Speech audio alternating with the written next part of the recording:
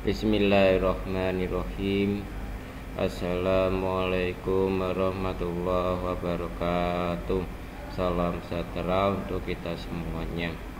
Selamat pagi mahasiswa dan mahasiswi Universitas Tekkom Semarang dan sekitarnya. Saya mengucapkan terima kasih telah hadir dalam mata kuliah hari ini. Dalam mata kuliah hari ini nanti kita akan belajar yaitu tentang tax planning atau namanya perencanaan pajak dalam mata kuliah klinik pajak. Baik, sebelum kita mulai perkuliahan hari ini kita berdoa dahulu. Semoga kita diberi kemudahan dan kelancaran, dan semoga harapan dan impian mahasiswa dan mahasiswi bisa tercapai. Amin. Doa dimulai. Alhamdulillah segala puji syukur kita panjatkan kepada Gusti Allah sehingga kita bisa bertemu kembali dalam mata kuliah hari ini, mata kuliah klinik pajak dalam tema tax planning ya, atau namanya perencanaan pajak. Baik, apa sih tujuan dari pokok planning ini? Yaitu supaya nanti mahasiswa dapat mengetahui mengurangi jumlah total pajak yang harus dibayarkan oleh wajib pajak. Tapi ingat secara legal atau bukan ilegalnya, karena tax planning adalah tindakan ilegal karena penghematan pajak hanya dilakukan dengan memanfaatkan hal-hal yang diatur oleh undang-undang dan tujuannya bukan untuk mengelak membayar pajak, tetapi untuk mengatur sehingga pajak yang dibayarkan tidak lebih atau jumlah yang seharusnya. Selanjutnya, pengertian dari tax planning yaitu perencanaan pajak dalam salah satu cara yang dapat dimanfaatkan oleh wajib pajak ya dalam melakukan manajemen perpajakan usaha atau menghasilkan.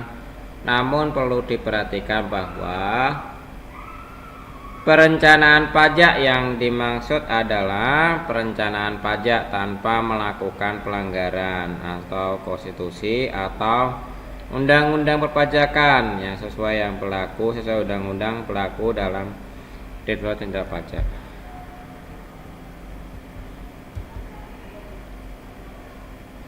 Tax planning adalah suatu kapasitas yang dimiliki oleh wajib pajak ya.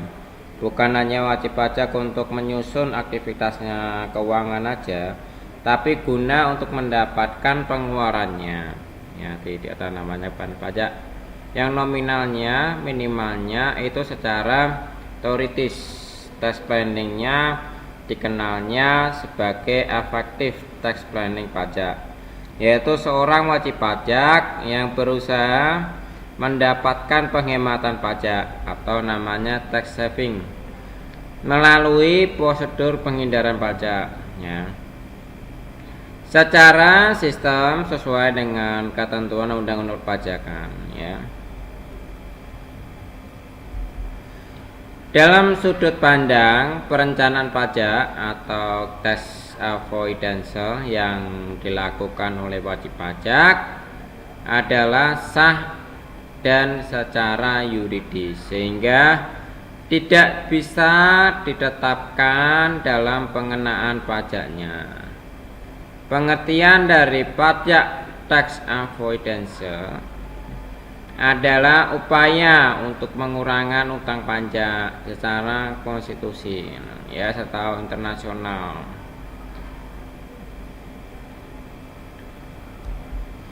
Menurut Gunawan, tes ini dikutip yaitu dalam tax planning merupakan upaya yang ilegal yang dilakukan oleh wajib pajak tindakannya karena penghematan pajak hanya dilakukan dalam memanfaatkan hal-hal yang diatur dalam undang-undang perpajakan.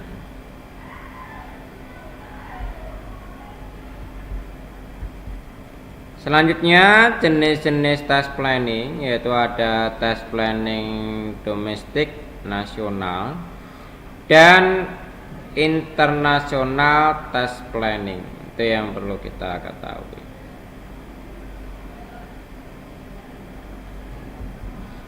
Penerapan tax planning, sebelum menerapkan tax planning pada suatu perusahaan, itu harus dilakukan namanya analisis keadaan perusahaan, yaitu melakukan pengamatan dan penelitian terhadap kebijaksanaan perusahaannya serta mencari kelemahan sehingga dapat ditentukan strateginya. Perencanaan perpajakan yang tepat dilaksanakannya. Manajemen perpajakan yang ekonomis, efisien, dan efektif untuk dapat minimalisir kewajiban pajaknya yang dapat berbagai cara, baik masih yang memenuhi ketentuan perpajakannya maupun yang melanggar peraturan perpajakan seperti tax avoidance dan tax evasion.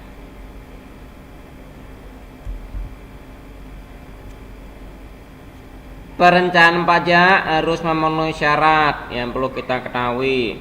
Yang pertama, tidak melanggar ketentuan dari peraturan dan undang-undang pajak atau ketentuan dari perpajakan. Yang kedua, secara bisnis itu dapat diterima dan adanya bukti-bukti pendukungnya yang memadai. Selanjutnya, pengaruh pajak terhadap perusahaan. Jadi, pajak merupakan pungutan berdasarkan undang-undang oleh pemerintahan secara administratif, ya. Artinya pungutan pajak dapat dikelompokkan menjadi pajak langsung dan pajak tidak langsung.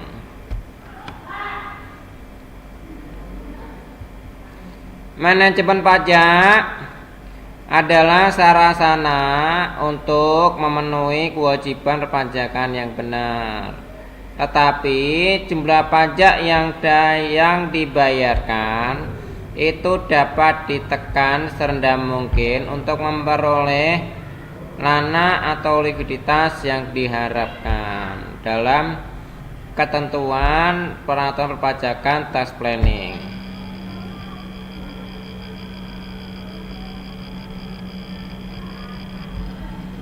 Tujuan dari manajemen pajak ini yang pertama, untuk menerapkan peraturan perpajakan secara benar.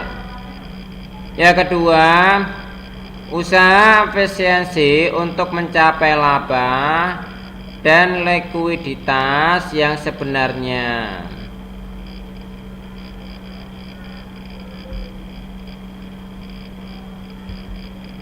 Bagaimana mencapai tujuan dari manajemen pajak? Itu yang pertama, melalui fungsi-fungsi manajemen pajak, yaitu adanya perencanaan pajak atau namanya tax planning. Aspek atau dan formalnya dalam administrasi pajak, yaitu adanya namanya perencanaan pajak. Ya, aspek normalnya adalah undang-undang KUP, undang-undang PPA, undang-undang PPN atau PNPM, adanya PBB, bea materai, bea peralihan hak tanah dan bangunan atau BWTB, di mana undang-undang tersebut diatur dan lebih lanjutnya dalam peraturan perpajakan, Kepres, keputusan Menteri Keuangan, serta surat edaran dari Direktorat Jenderal Pajak. Perencanaan tax planning ini sebenarnya sudah pernah dilaksanakan. Tax planning pajak ini itu pernah dilaksanakan. Itu gunanya untuk kita mengurangi namanya utang-utang pajak ya. Jadi kita tidak kena denda, tapi kita hanya membayar utang-utangnya pajak ya. Misalnya tes amnesti pajak ini dulu pernah dilaksanakan pada saat tahun 2020 ya, karena salah 2021 itu pernah namanya ada tax amnesti pajak ya, yang dimana apabila kita belum melaporkan harta kita di tahun sebelumnya atau kita punya utang pajak tapi belum dibayarkan, itu kita bisa menggunakan namanya tax amnesti. Dengan itu kita bisa mengurangi namanya denda-denda pajak ya. Hanya kita membayar namanya utang pajak. Itu hanya dulu pernah dilakukan sekali ya, sekarang masih belum ada. Kalau dulu pernah ada namanya tax amnesti pajak itu. Dari aspek administrasi ini, kewajiban itu mendaftarkan dirinya untuk memperoleh namanya NPWP atau NPPKP, nomor pokok pengusaha kena pajak atau nomor pokok wajib pajak, yang menyelenggarakan pembukuan, pencatatan, pembayaran pajak, menyampaikan SPT, di samping memotong atau memungut pajaknya. Kewajiban perpajakan itu berakhir pada saat pelunasan pajak oleh wajib pajak.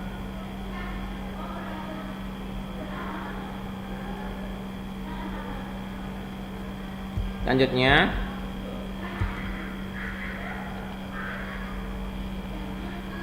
sistem perpajakan yang perlu kita ketahui yaitu ada sistem perpajakan yang selalu dipisahkan antara asesmen dan payment.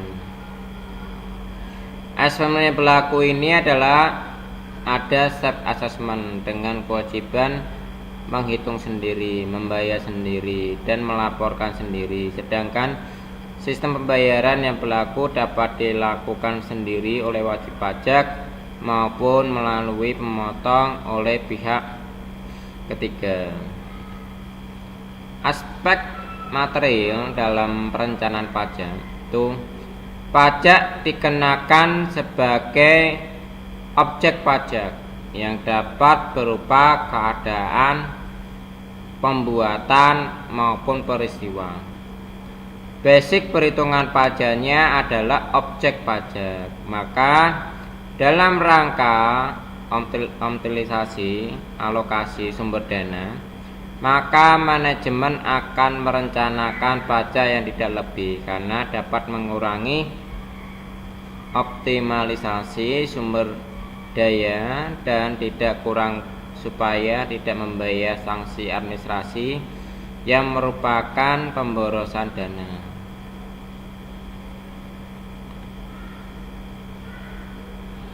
Penghindaran sanksi pajak, pembayaran pajak, sanksi perpajakan yang tidak seharusnya terjadi merupakan pemborosan sumber daya perusahaannya. Penghindaran terhadap pemborosan tersebut merupakan optimalisasi alokasi sumber daya perusahaan ke arah yang lebih produktif dan efisien, sehingga meminimalisasi pemborosan tersebut dan dapat memaksimalkan kinerja dengan benar, selain harus kerja dengan keras dan cermat. 3 hal yang harus diperhatikan dalam suatu perencanaan pajak. Yang pertama, tidak melanggar kewajiban dan ketentuan perpajakan yang telah berlaku. Yang kedua, secara bisnis perencanaan pajak masuk akal karena perencanaan pajak itu merupakan bagian tidak terpisahkan dari perencanaan menyeluruh dalam perusahaannya, baik jangka panjang maupun jangka pendek. Bukti-bukti pendukung yang memadai. Yang kedua, untuk mencapai tujuan manajemen pajak, ada 2 hal yang perlu dikuasai dan dilaksanakan. yaitu memahami ketentuan dan peraturan perpajakan. Yang kedua, menyelenggarakan pembukuan yang memenuhi syarat.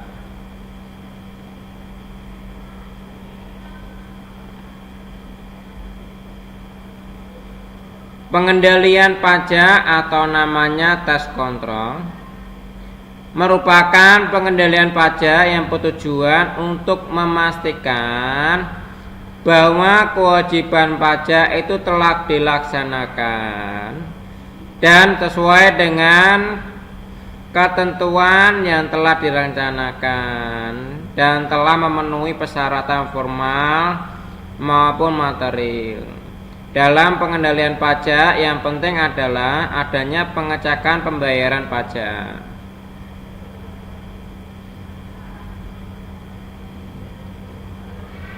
Motivasi yang dilakukan tes planning adalah adanya tes polisi, tes law, dan tes administrasi.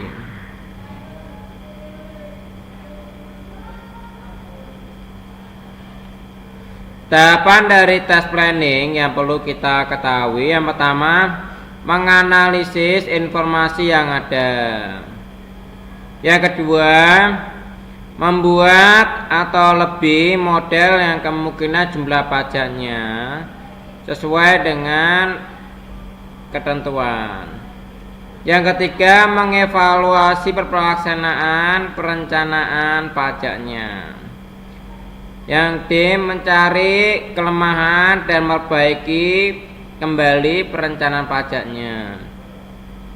Yang kelima, memutakhirkan rencana pajak atau namanya updating the planning, ya. Baik, terima kasih dalam mata kuliah hari ini. Nanti apabila ada yang mau ditanyakan, bisa ditanyakan di chat grup maupun chat pribadi. Baik, Sehari. Assalamualaikum warahmatullahi wabarakatuh. Salam sejahtera untuk kita semuanya.